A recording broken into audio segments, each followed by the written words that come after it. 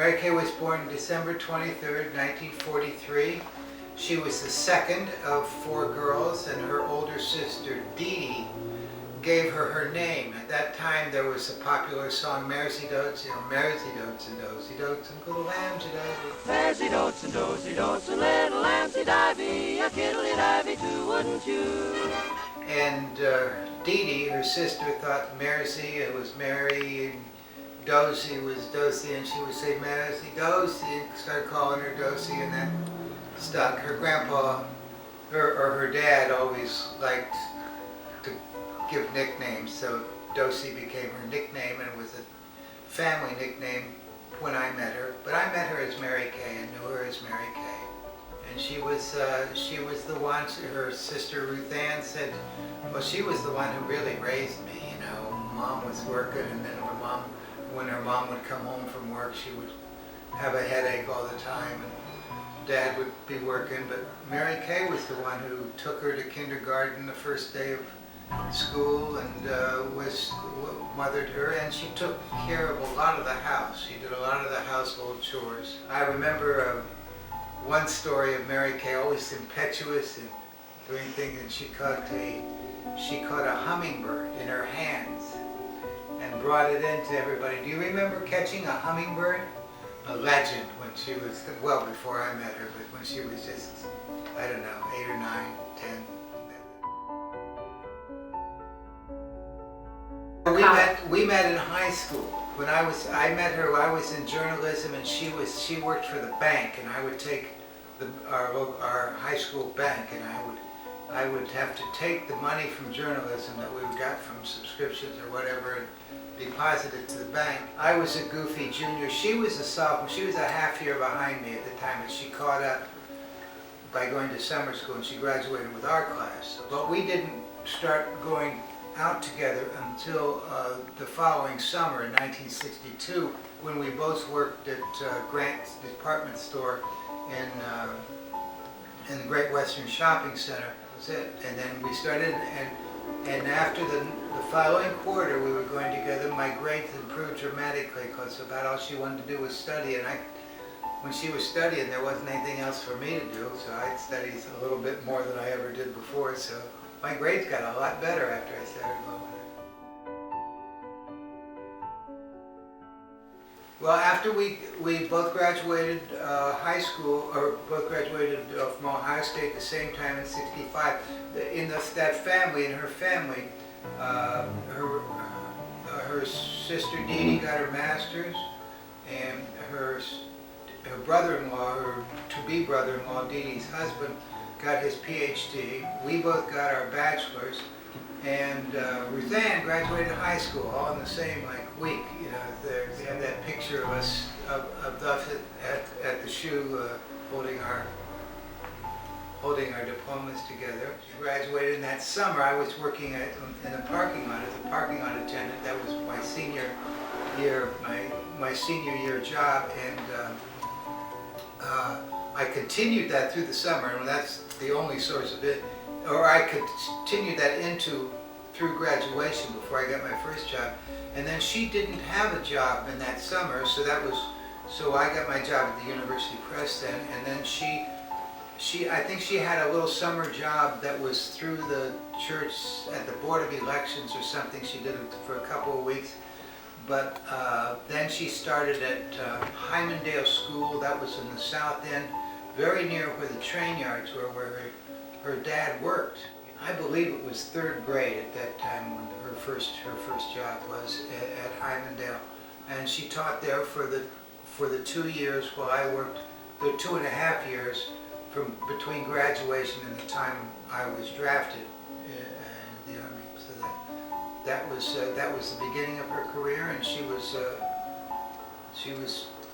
a drilling teacher. She believed they should get their number facts, and she was concerned always about her students, but she was a no-nonsense teacher.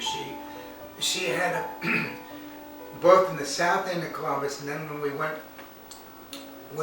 she also taught in North Augusta, South Carolina, when I was in the Army down there. So she got a job right away when I got after basic and I had my first assignment. So she came down and joined me, and she got a job right there.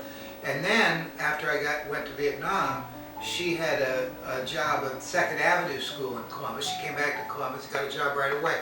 And all the time she was in kind of like, you know, the kind of a little rougher kind of time. And then even when we went to Cincinnati, she worked at Salmon P. Chase High School. That was in 70. She had the primary grades and she had some special ed. Okay. After Jason came, and then our nest got filled with Jennifer, came through the children's home in Cincinnati, but the social work was done after I had my job in Cleveland. And then Rebecca, who came in 75 up in Cleveland, she had 3 small ones. She started a babysitting co-op in the neighborhood, and she became the kind of go-to person in the neighborhood when young mothers had issues or questions or anything. Well, she'd spend every night on the phone talking to those. And that babysitting co-op kind of evolved into something that she pitched to the church, and they had a little room in the basement there for what she called Parents' Day Out, when one day a week parents could drop off their kids. Well, that Parents' Day Out grew into a full-fledged nursery school, and she was the founder and the chief person in the nursery school, the manager of the nursery school, and she hired a teacher. My mother had a stroke, and it was just kind of everything came down all at once, where, you know, there was nobody else, and we were in Cleveland, she was in Columbus, and so I asked her if she would take care of her, you know, and then the only thing I could see, like either my mom went into a home or an assisted living or you know, a full living, because the stroke just debilitated her.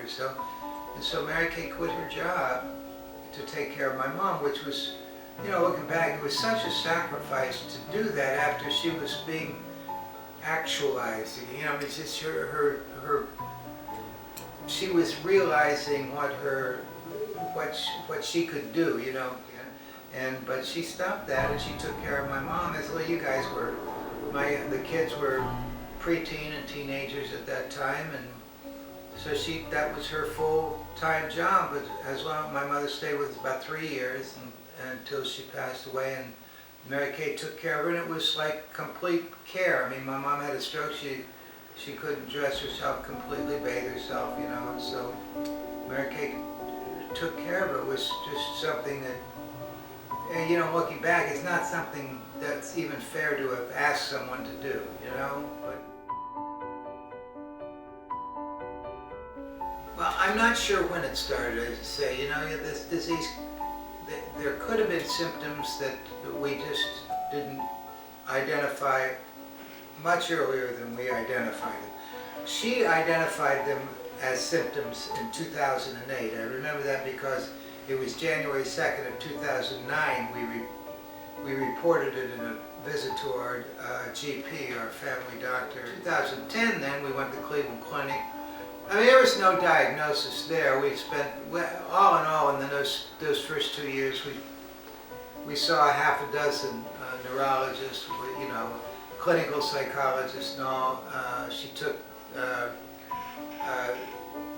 neuropsychological testing, and she had all kinds of tests going on from, yeah, and it showed that she definitely had problems swallowing in the swallow test, and she had problems with some cognition and speech, of course, and it showed the problems, but it didn't, you know, there were from the first neurologist, then there's reports that said, well, there's some of it could be this, could be that, you know, we don't know, and no diagnosis came, and we later went to a neurologist out in Arizona when she was out there thinking maybe a change of scenery.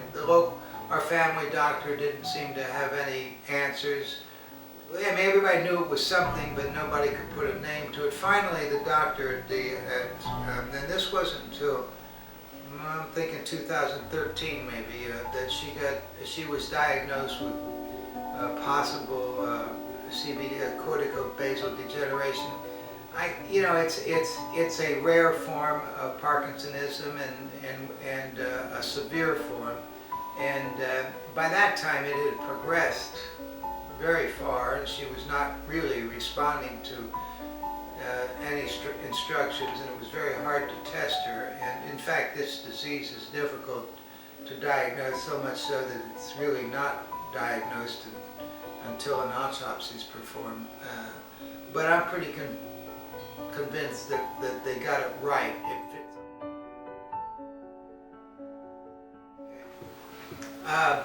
When we left Shaker Heights to move to Bainbridge, I had the house needed to be painted again, and I had painted the house twice since in the 13 years we lived there, and it was always the kind of job I did where I ended up like with a paintbrush in one hand and a scraper in the other, just painting it, and then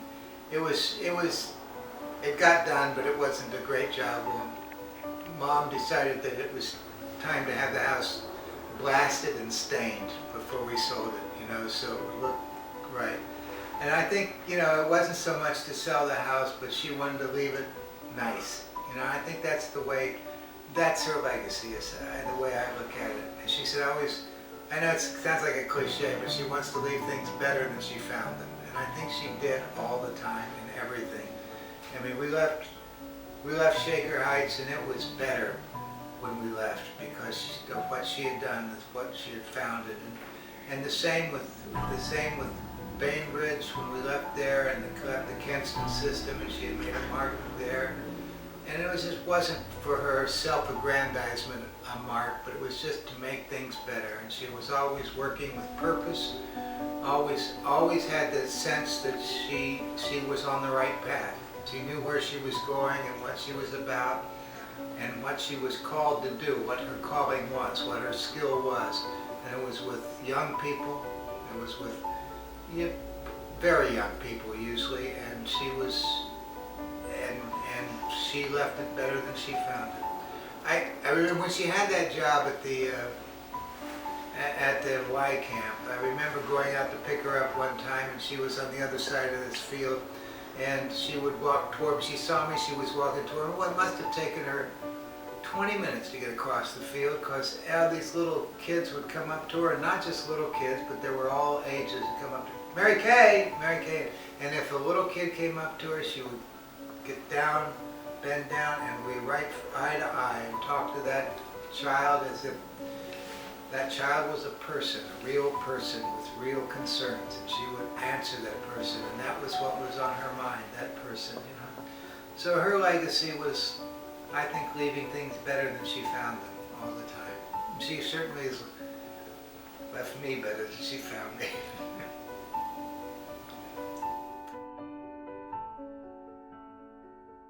Okay, now our communication's gone. It's communications.